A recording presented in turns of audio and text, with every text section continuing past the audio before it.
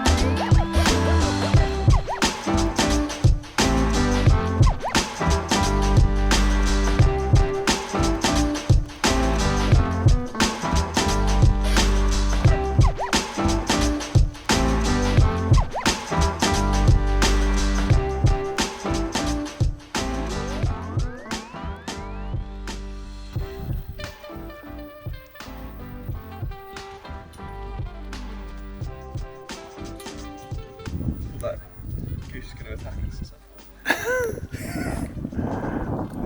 3.5? 3.5k, not too bad. Right. Pretty good. Switching position. Yeah. It's alright. We'll come back. So just finishing up a coffee and I've been procrastinating this session for a few hours now. It's time to man up and get on with it. It's a turbo session, because it's quite a specific session and I want to make sure I hit the numbers properly, and also it's been raining today, so we don't want to get out in the rain. It's a Ironman, a bit more of like an Ironman strength specific session, so I'll talk about that a little bit more once we're going, and then we're going to jump straight off and do a bit of a gym session, a bit of home gym stuff, and I'm going to show you some of the movements, some of the exercises that I do during the season, which are slightly different to the stuff that I was doing, or very different to the stuff that I was doing with Tom at Body Development during the off season. So I'll talk through some of that later, but I'll finish this, I'll get on the bike, and we'll get it done.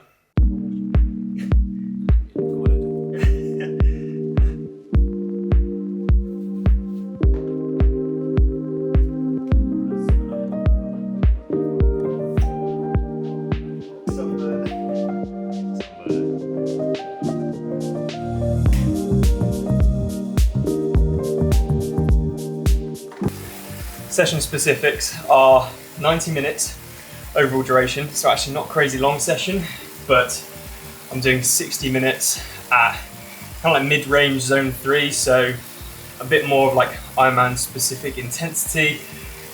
And for that hour at zone 3, I'm doing overgear, so 50 to 60 RPM, which is going to be a bit grim, but it's a good way to build in a lot more strength. And I'm breaking the hour up into two 30-minute blocks and then 10 minutes kind of high cadence spin in between. So yeah, it should be a good one. Body's a bit fatigued from training, but That's the beauty of Ironman training. Got to do everything under fatigue, and yeah, I'm kind of weirdly looking forward to this one. But about 10 minutes in, I probably won't be enjoying it anymore.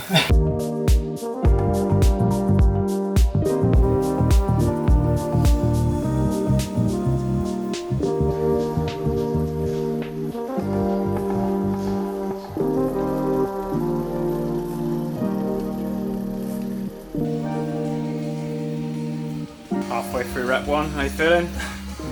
Whoever came up with overgear is an idiot. I'm not enjoying myself at all. This is so uncomfortable and not enjoying myself, but I'm getting through it.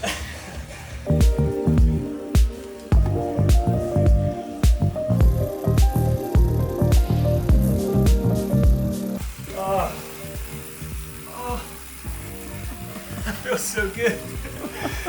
That feels so good. 30 minutes down, 10 minutes high cadence spin, and then another dreaded 30 minutes.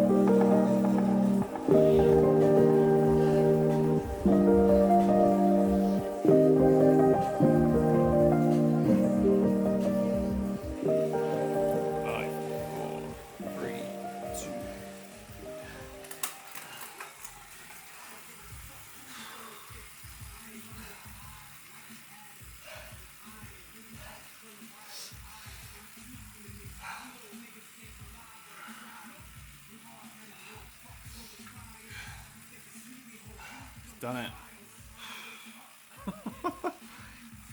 There was no talking in that last 10 minutes. I don't like that. Oh, I was not in a good mood. Done it.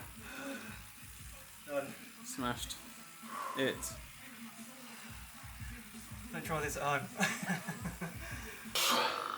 So, bike session done. That was actually harder than expected, but I'm so glad I've got it done now. So I'm just going to do a home gym session now. My calves are actually surprisingly tight after that bike session, so just loosening them off here. And then, like I said, yeah, home gym session, bit of maintenance work, and I'll run through a few specific exercises that I'm doing, and hopefully somewhat useful for some of you. If you have any questions about anything, do drop them in the comment section below.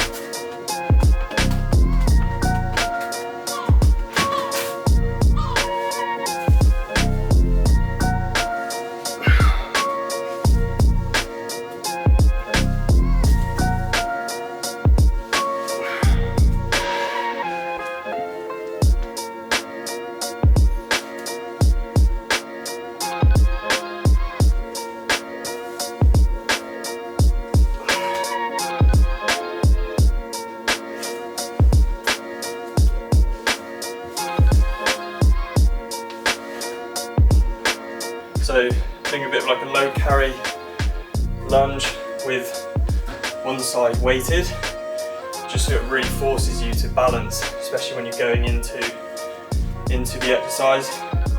And then you can also do it that way as well. Get a bit of rotation in, and it just forces you to use your core and forces you to balance, working on those running mechanics. So another thing to really focus on is my core as well, really working on the core work, because, well, across swim, bike and run it's really important, especially when you're in the TT position. Having a strong core is really going to help. So we'll do a high plank. The real keys here is to have your weight forward and tuck the belly button under. Make sure you're really contracting. We're going to do 30-second hold, and then we're going to go into slight hip rotation, just really targeting those obliques and making them burn. So another core routine is a 4-step core routine, keeping it really nice and tight and making sure my back is completely flat on the floor. If you end up arching your back, you're doing it wrong.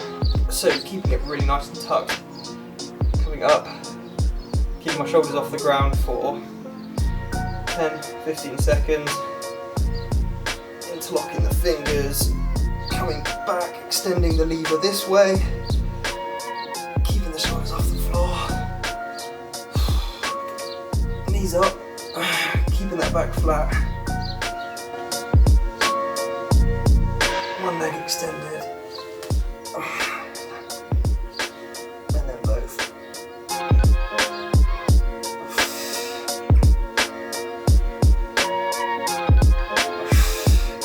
That's one round. I'll do that 4 times. Side plank, again working on those obliques, making sure I'm tucking the pelvis, and then I can make it a little bit harder by bringing this leg up. So into a normal plank, similar to what we did last while, high plank, and then just tapping the shoulders, trying not to move too much, keep that core nice and tight. Okay, so doing like a plank walkout, in essence kind of like moving the lever away from me.